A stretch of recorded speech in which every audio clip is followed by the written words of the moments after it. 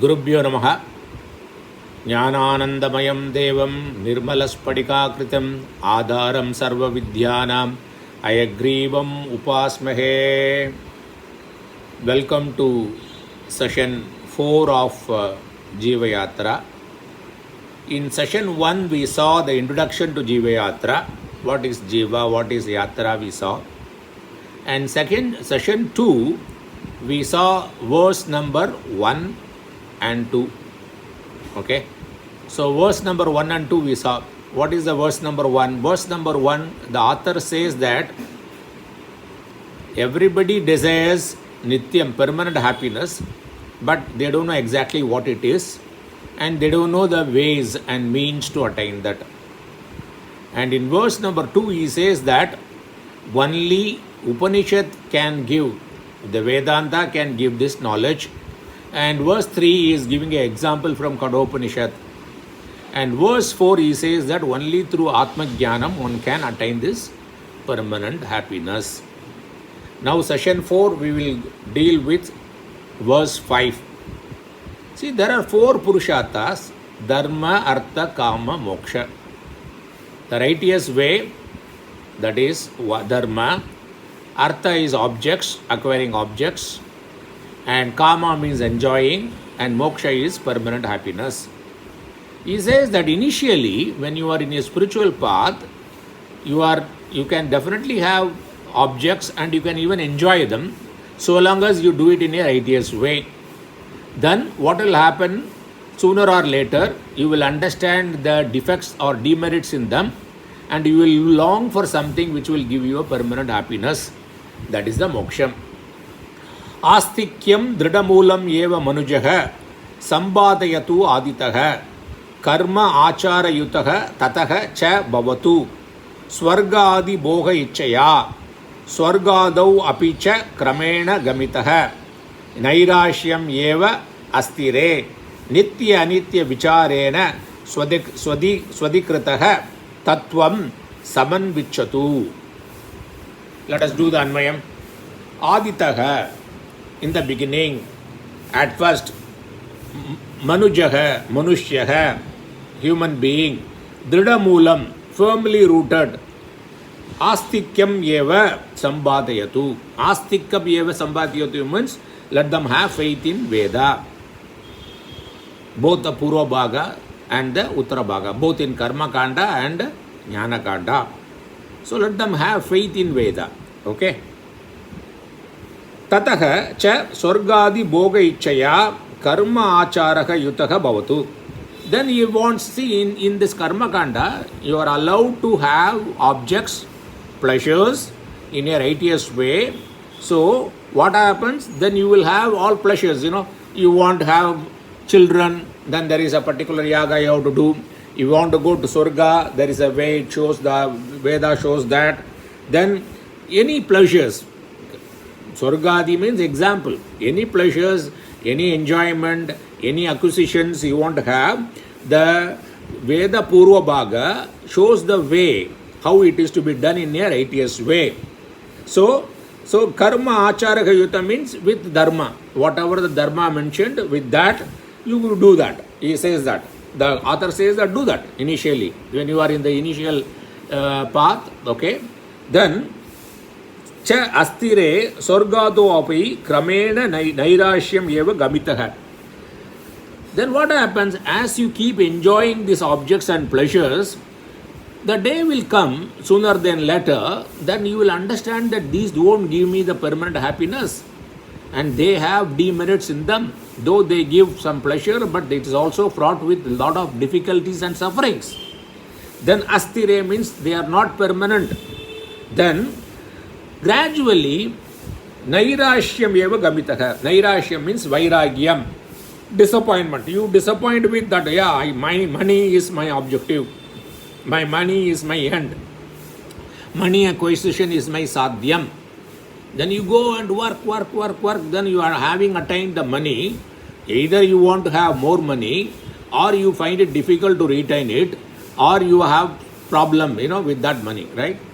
So you develop a disappointment that you thought it will give you permanent happiness. Since it has not given you permanent happiness, you are disappointed. You develop vairagyam towards these objects, only objects. Gamitaka means one attain that. Nitya anitya vicharane. Then you understand what is permanent, what is impermanent. That is called viveka. Okay? Su adhikritaka. So when you do this the viveka, when you understand what is permanent and what is impermanent, tattvam, adhikrata tattvam, sam anuichatu, then you get into inquiry. What is the inquiry? What is permanent? What is impermanent? Okay? What is real? What is unreal? These sort of questions. True. That is what is the true nature of myself. This vicharam, this inquiry, you will have a desire to know more about it. This is the gradual process, for which you need to have a lot of prarabdha vasana. Okay? And you have to have a good people around, sasangatvam. Okay? Then naturally you have to put your efforts also. Then verse 6. Verse says that how to get into this karma yoga and upasana yoga. This karma yoga and upasana yoga is the qualities, the prerequisites for getting the eternal happiness. That is the yogyata for atma jnanam. If you want to have the atma jnanam, you have to have some prerequisites. They are karma yoga and upasana yoga. So what is karma yoga? Karma yoga means it has got 4 principles, karma yoga.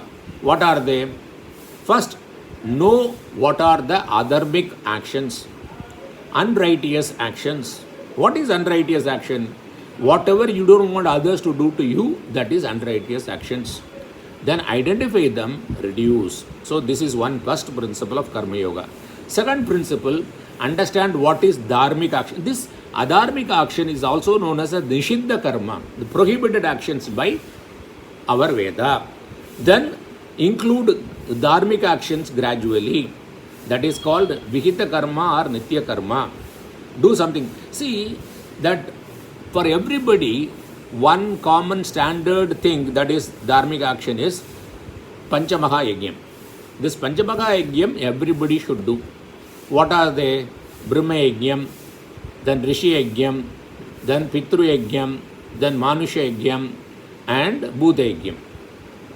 So you should keep reading every day, okay? And the Deva Yajnam is called, you have to worship God, okay, so that the ego, you don't get into ego part of it. Then what you should do? Pitru Yajnam, the parents, you should take care of them, okay, living or dead, okay. If it's dead, you have to do the proper shraddham and other thing. And if they are living, you have to be obedient and they should be helping. And for the fellow human being, you help whatever possible, at least don't bother them. And Bhuta Yajnam, ecological balance, you have to see that. Take care of animals, plants, everything. This is called dharmic action, okay. Then Ishvara Arpana Bhava. Whatever the action you do, dedicated to God, then you will do it in the best way.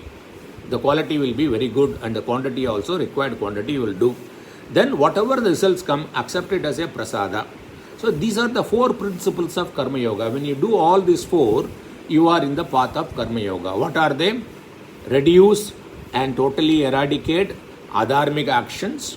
Then include and gradually improve or increase the dharmic actions. Then whatever you do, dedicate to God, and whatever the results you get, accept it as a gift from God. These are the 4 principles of karma yoga. And these 4, if you are in the path of karma yoga, then there are 4 benefits also you will have. Satisfaction, tripti.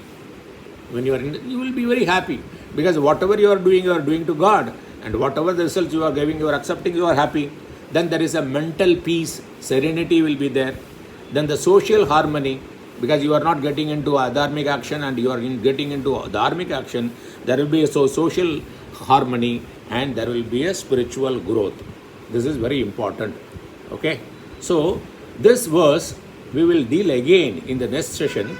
And also karma upasana are the steps to get into the jnanam. It won't give jnanam directly. Indirectly it will give you the qualification to the yogyata for getting jnanam. And jnanam only, atma jnanam only will give you the sakshat permanent happiness.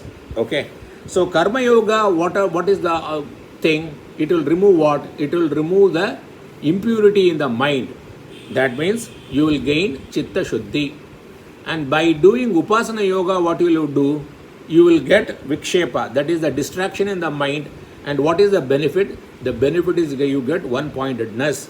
And you will, by doing these two, get into that, you will get a eligibility to get a jnana yoga. The jnana yoga will remove ignorance and you will know, attain your true nature. Okay? These are all the advantages of karma yoga, upasana yoga and jnana yoga. And we will deal with this more in the next session. Thank you.